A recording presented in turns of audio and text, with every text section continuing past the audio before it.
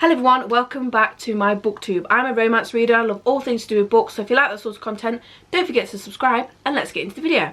So for today's video, I'm going to be doing a review on my new Kindle Paperwhite 2024, and I'm going to give you my thoughts and feelings, what the pros and cons are, and also why I went for a Paperwhite instead of the basic. So this is my very first Kindle. I've never owned any other Kindle before, and I have been anchoring over the Paperwhite for about a year now. I was like, I don't know, because I'm more of a physical book person. However, since I've had this, I have not put it down. So when I first bought it, I thought, you know what, let's put it on charge and let's see how long it lasts. And it has lasted me for about 2 weeks, which is how long I've actually had the device for. And since putting it on charge, it did take about an hour and a half to charge fully from dead all the way up to 100%, which is pretty good to be fair. And even though Amazon did state that the battery life is up to 12 weeks, that is only based on 30 minutes a day of reading. Now for me, I don't read for 30 minutes a day, I can read for an hour or more, and I think 2 weeks is still pretty good to say I've been on it constantly and I have not put it down. So one of the reasons I actually went for a Paperwhite instead of the basic is the waterproof factor. Now if I want to carry it around in my bag and I know that a bottle's in there, or if something splits by accident, this is protected because it's waterproof up to 2 meters for an hour, so I know that it's going to be absolutely fine. Whereas obviously if I had the basic in my bag and something split and something happened to it, I'd be like, oh, it's going to be damaged straight away. So this is why I went for the Paperwhite.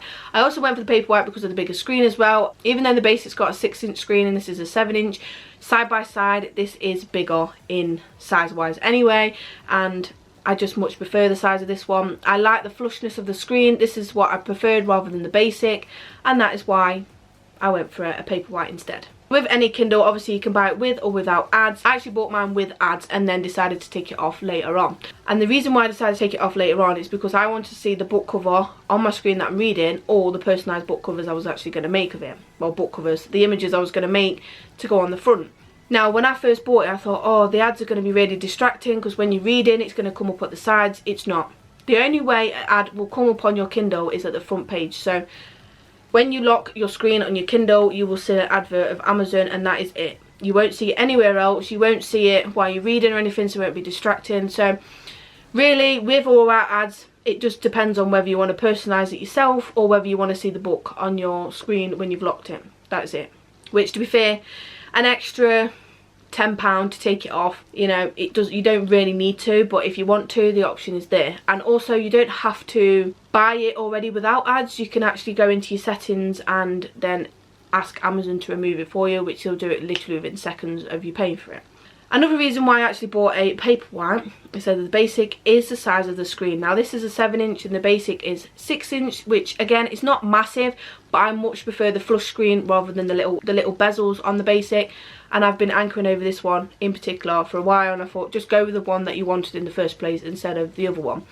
Now when I went into the shop, I did want to compare the two just to see if I liked anyone different, but to be honest, I don't mind. I like this one. I don't mind the basic, but I just went for this one because I just prefer the flush screen instead of the bezels. So with the Paperwhite, you can actually have a warmth setting on this one. Obviously the basic doesn't have that, but the Kindle Paperwhite does.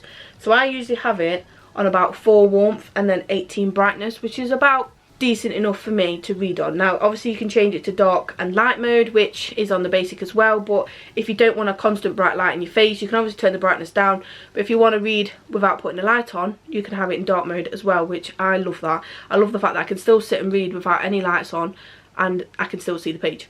I've got one complaint of this Paperwhite now. A lot of people returned their Kindle Coloursoft because of this reason, and I don't know whether it's me just seeing this or whether it's because I've seen a lot of people with the Colorsofts and I keep seeing it, and then when I actually seen the light on this one, I thought, is it just my eyes or am I imagining it, or is it actually there? So sometimes when I read a book it's more noticeable, but there's like a little yellow mark around the side, but I don't know if that's because of the warmth setting. Now I have turned the warmth setting off just to see if it's still there. It's still a little bit visible, but it's not to the point where I think I want to completely return this because it's really annoying, it's really distracting. So I can sort of cope with it, it's not the end of the world, but I know that some people with a Coloursoft, it's really visible and it's really distracting. Now there was one video where they said when they went into dark mode on their Kindle, there would be a burnout or whatever, not burnout, but you could see the writing on the previous page behind the page that you're reading. So for example, if I've got this one on, you can't really see, to be honest. Sometimes you can see it, but to be fair, I mean you can probably see it there actually, to be fair.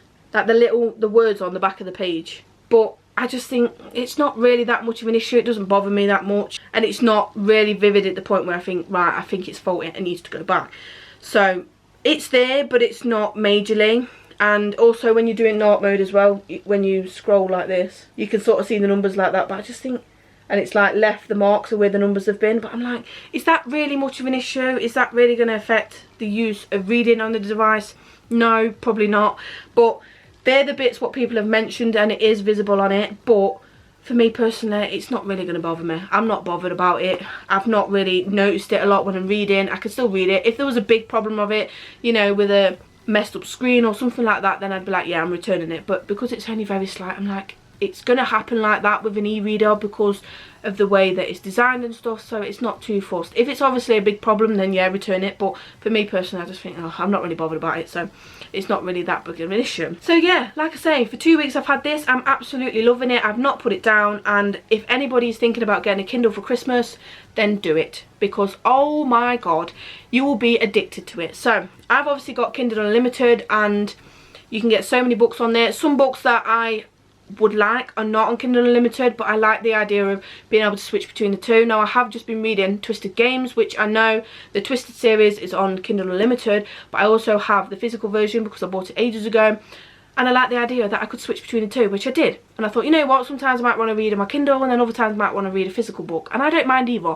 Now that I've dabbled into both, I don't mind either. And this is just so much easier for travel as well, because if you want to take so many books, you have 10,000 books or more, whatever it is, on your Kindle right at a click of a button, rather than carrying all these books around with you. So if you go on holiday as well and you're reading next to the beach, this will be better, because if you get a splash of water, it doesn't really matter because it's waterproof. So yes, that is the reason why I got a Paperwhite, because I can carry it around with me if I want to. I can travel with it and not take, you know, 2-3 books with me. I can just take them all in one go in this device. So if you are thinking about getting one of these for Christmas, I would definitely say get one. It doesn't really matter which one you want it for, but if you want it because you want the waterproof version and you want the bigger screen, then obviously I suggest the Paperwhite. But if you're not really interested about that, then definitely get the basic, because the basic is just as good, and there's not much difference between both of them, so either one is just as good. But yeah, this is my review of the Paperwhite, and I absolutely love it. It's my baby. I